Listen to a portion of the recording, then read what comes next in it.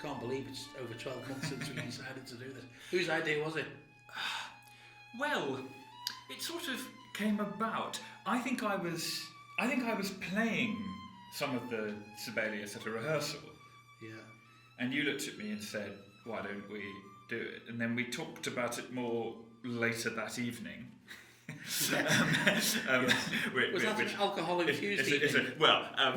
It was certainly late in the evening, and I think there was this moment the next day where we remembered. I realised it wasn't a dream. We were actually going to do it. We had actually decided to do it, and I was quite excited, but I wanted to check because I wasn't sure about the last movement, and I said, "Well, give me 24 hours to decide if I think I can do it in what would then have been about 18 months, I suppose." Just less. And I think it didn't take 24 hours for me to say, "I'm in." No. Which was to my relief. See, the first time I heard you play was at a Crosby rehearsal, probably one of my first rehearsals. And I knew instantly that I brought the first beat down, that I had a player next to me that was absolutely brilliant. I'd have to challenge you with something which was possibly the hardest concerto in the repertoire. It is and it isn't. I think that certainly bits of it are absolutely fiendish. It gives in some other ways. The solo part's written with nice long gaps in, and I can just sit back and wait for the lovely Sibelius orchestral sound to wash over me and think a bit about what I'm about to do next. Yeah, I think what I didn't realise, because I've listened to the concerto since I was young, and it's always been a favourite concerto of mine, but you think of it, you listen to it with an overview and you're listening to the violin, you don't consider necessarily the orchestral part.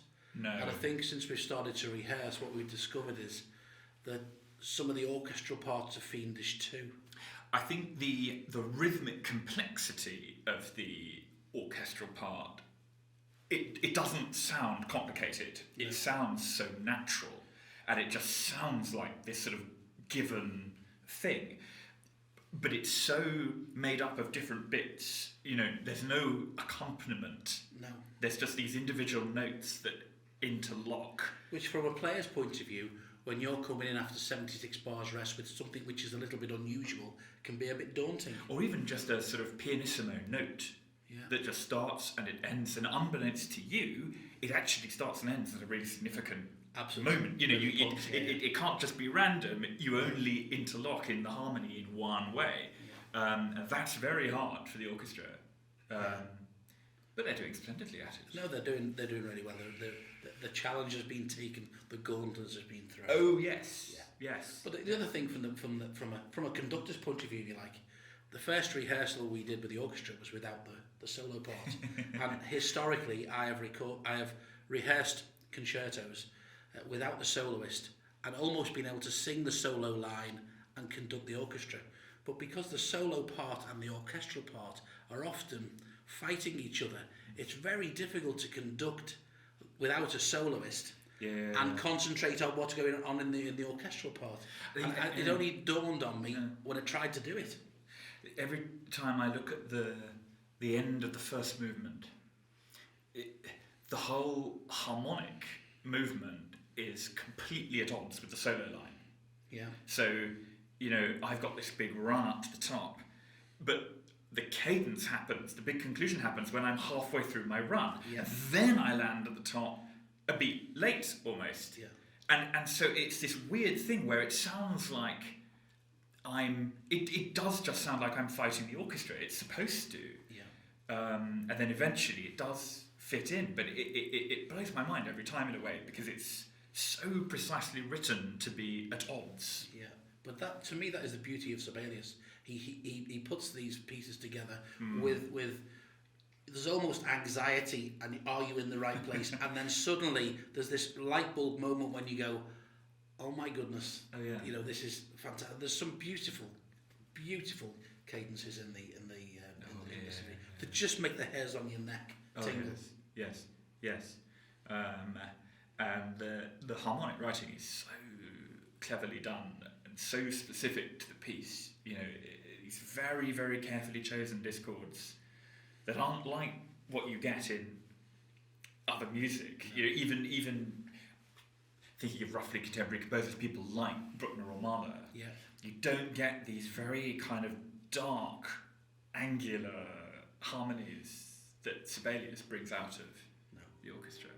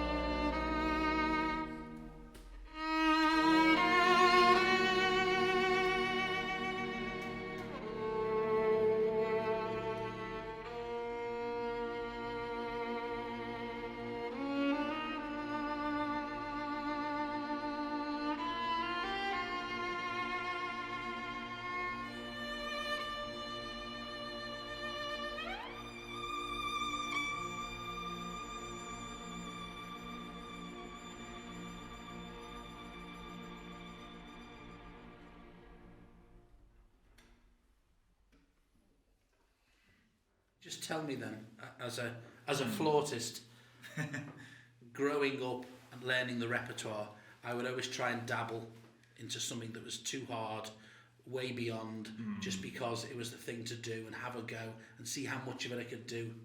Did you do that with the Sibelius? Have you messed with it over the years? Yeah, I think I bought the music about 10 years ago. And initially it was, I'd heard the piece on Desert Island Discs and I'd loved it, and I'd heard that opening and just thought, yes, I must find out what this is like, because the opening doesn't actually sound too hard. So I thought, well, let's go and see what it's like. And I initially played it because I was at a string sectional and somebody said, this bit is why you will practice the Sibelius violin concerto. And it had never dawned on me that you could practice this kind of repertoire without any real intention of ever playing it with an orchestra. You could just do it as something that was good for your technique and good to do. But gradually I was playing it more and more and more, and I was getting more and more comfortable with it, and I thought, well, why not? Why not give it an informal performance of one of the movements? Right. And that was the first time, and I think it was the second time I performed the first movement alone with piano, and the pianist just started playing on and played the opening of the second movement at one of our rehearsals. So we played the second movement, and then he went on and started the third movement, and then we played all of that. And suddenly, I realised, well, actually, this is within reach. Yeah. It's a question of what's it going to be like. So I think it was this sudden, this gradual realisation that it was possible and certainly worth doing, that I was going to get a lot out of playing the Sibelius. The luxury of having that time though to grow into the work, and then the opportunity to play, and then the rehearsal period we've had. Yeah. And you've been very supportive of the orchestra with the rehearsals. But imagine the poor guy that played the very first performance. Who wasn't the person who the piece was written for, but actually the piece was almost finished just before he had to make the first performance. Yes. I mean, how daunting must that have been? I mean, 3 weeks, I think, he'd finished the Right. parts. I mean, the ink was still wet, basically.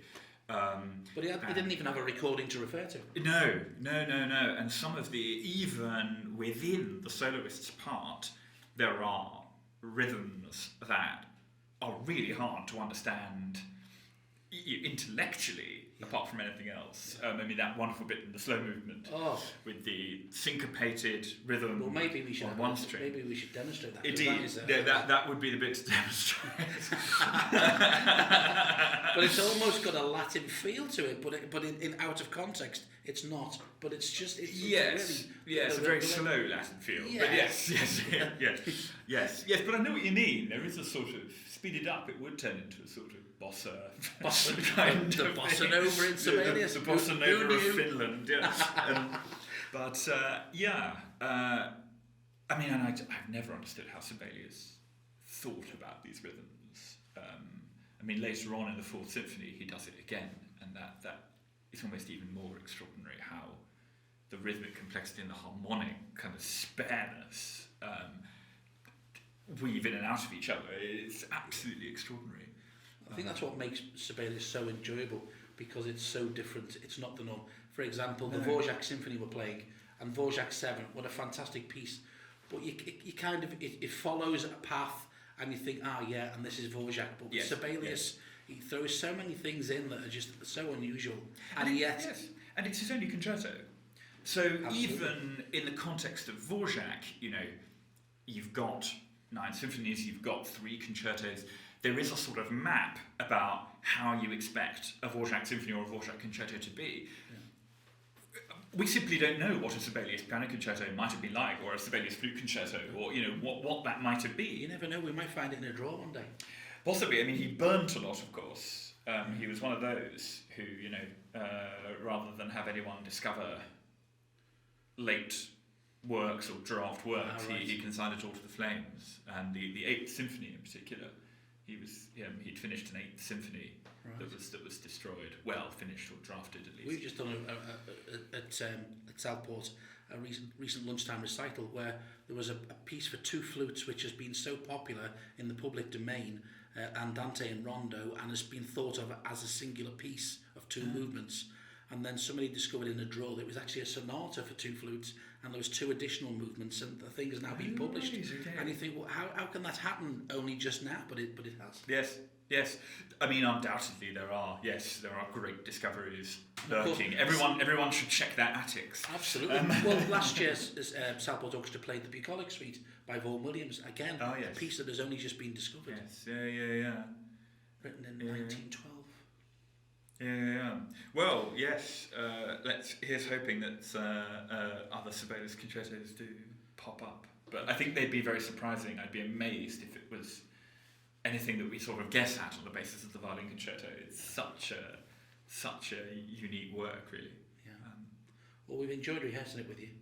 It's been fabulous for me. I mean, because you say that I've rehearsed a lot with the orchestra, and you frame this as it being generous of me. It's not generous of me to rehearse with the orchestra. It's so generous of the orchestra to have me along and to let me play and to let me figure stuff out with the orchestra in situ. I mean, I think that's any soloist's dream, really, that you don't have to only do it in your practice room by yourself. You can do it with your pet orchestra. I think it's such a complicated piece. Do this on 2 rehearsals or 1 rehearsal with the orchestra would be unfair. And there are these moments where you actually need quite a detailed rapport with individual instruments. I mean, that bit with the clarinet, da-dee-da-da-da-da-da, where I'm sort of dovetailing in the viola solo. Yeah. And so often where, I have to know how the orchestral players are going to do certain things. Because they're all individuals too, Absolutely. And certainly the clarinet, to some extent the bassoon, and that sort of viola line, you just need to know what your players are like and how they're going to phrase things and do things. And what the conductor's going to do.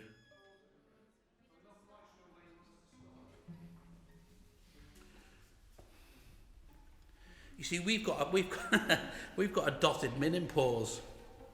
They've got just a crotchet pause. It's a bit of a weird one. So you come off with when I change note. So I go, and you're off there. Yeah. I'll do a twitch.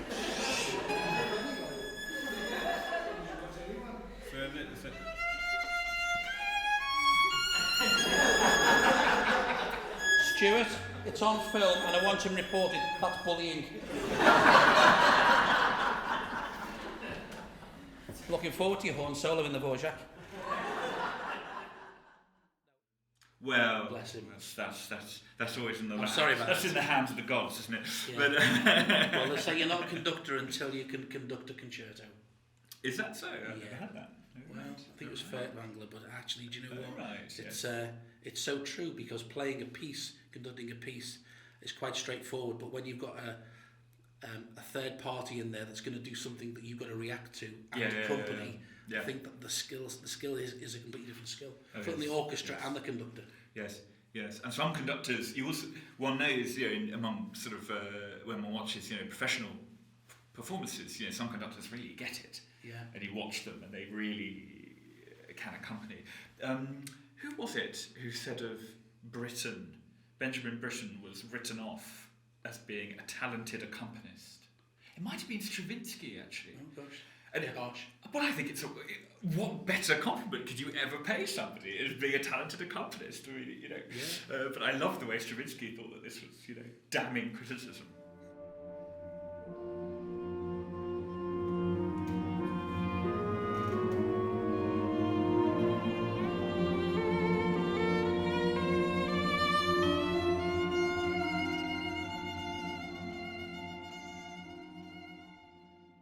We talked about the intricate rhythms. Here's that little passage where the threes and the twos are playing into each other. Yeah, so shall I play the individual voices first? Or, Yes. Yeah, so on the top string, you're going...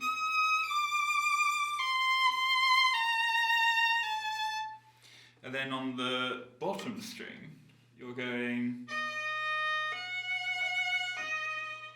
And so together, it's something like this.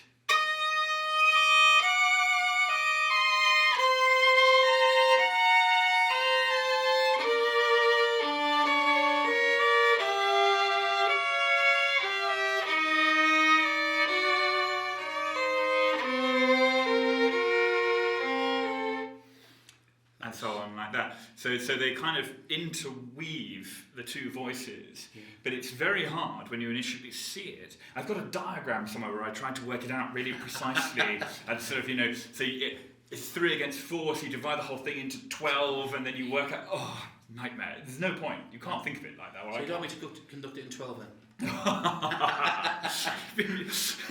Doing this. Yeah. Cocktail stick. It'd be very much like that, yeah. That's beautiful. So, also, obviously, some of the technique used in the Sibelius is a little bit unusual. Yeah. Show us a couple of little things that maybe would be new at the time, or a little bit difficult for the average player. I mean, I think certainly that I think the use of those two voices and that sense of a kind of counterpoint wasn't new.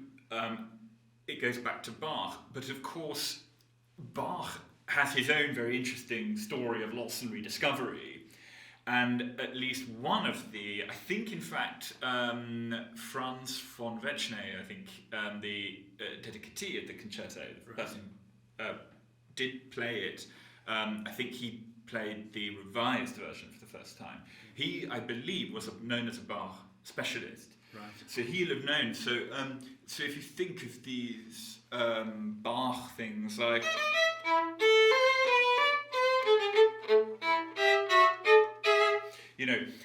two voices at once. In the Sibelius, in the cadenza, you have this sort of thing...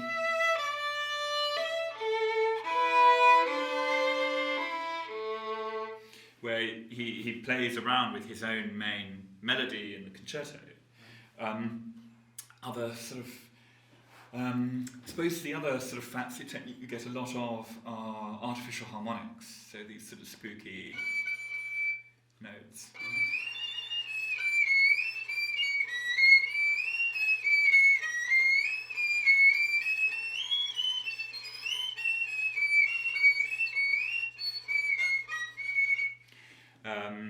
Which again, I think that Paganini is very fond of these. So this is that sort of high when you put the virtuosic orchestra technique. under that, it's just it just comes to life. And especially these, I think what's so clever about the way he orchestrates it is he puts that quite high, spooky, floaty sort of sound over these sort of earthy violas and clarinets and bassoons and horns and that. Those very sort of rich, dark sounds. Yeah. I think that's what makes it speak so beautifully.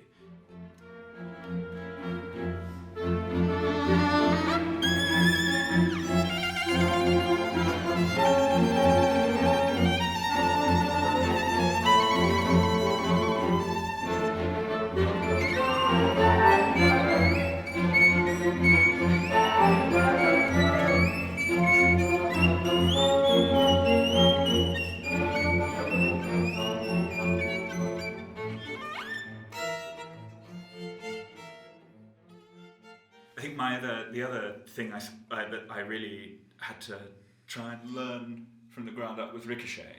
Right. So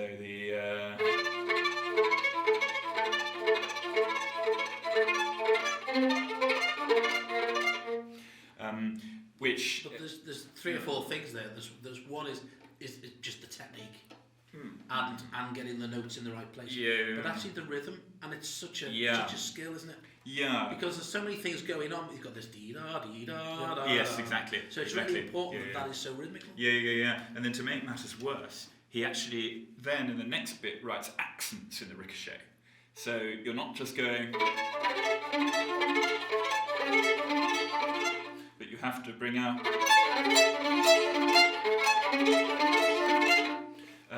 Which is so you have to sort of hit one of the notes in the mix, so you still have to think of them as a line and as separate notes. That is quite tricky.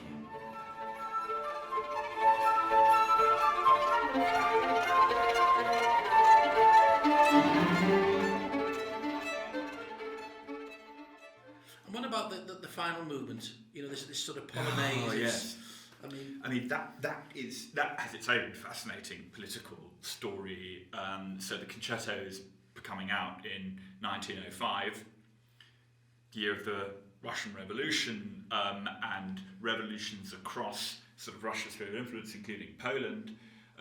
This moment where people are starting to wake up to independence, and Finland had its own difficult journey against Russia. But the fact that Sibelius is choosing to write a polonaise in 1905, I mean, that cannot but be a political statement. I think that the problem with famously it was called a polonaise for polar bears, which I think is absolutely spot on. But it is, I think the main problem with the last movement are the triple stops. So on the violin, you can play 2 notes at once relatively easily.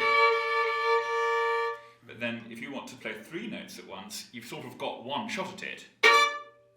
Right. And Sibelius makes you play the main tune dum ba dum bum bum ba ba ba in triple stops. So you go.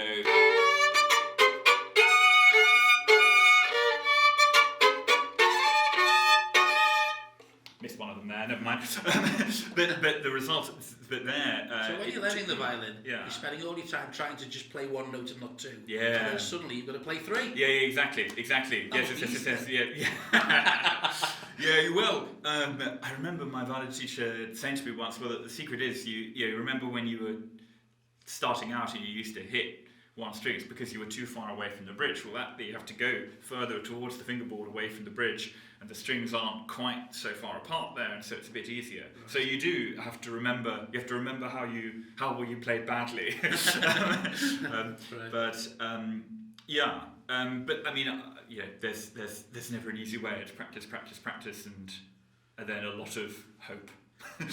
When we go from the slow movement to the third movement, we've got this rhythmic section between the strings and the timpani at odds. One going bum ba-da-dum ba-da-dum ba-da-dum, one going ba-da-dum ba-da-dum ba-da-dum, and together we get this lovely sort of rumble. Yeah. And then you come in with the striking. Yes. Give us an example of that. Yes.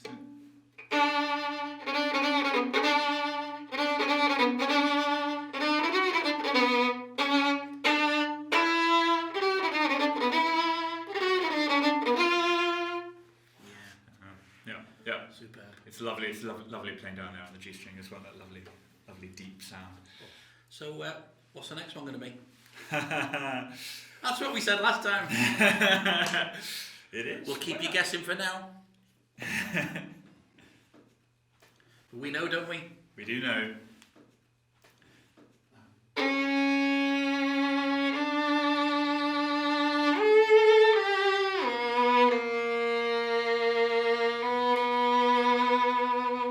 I told you to keep it a secret.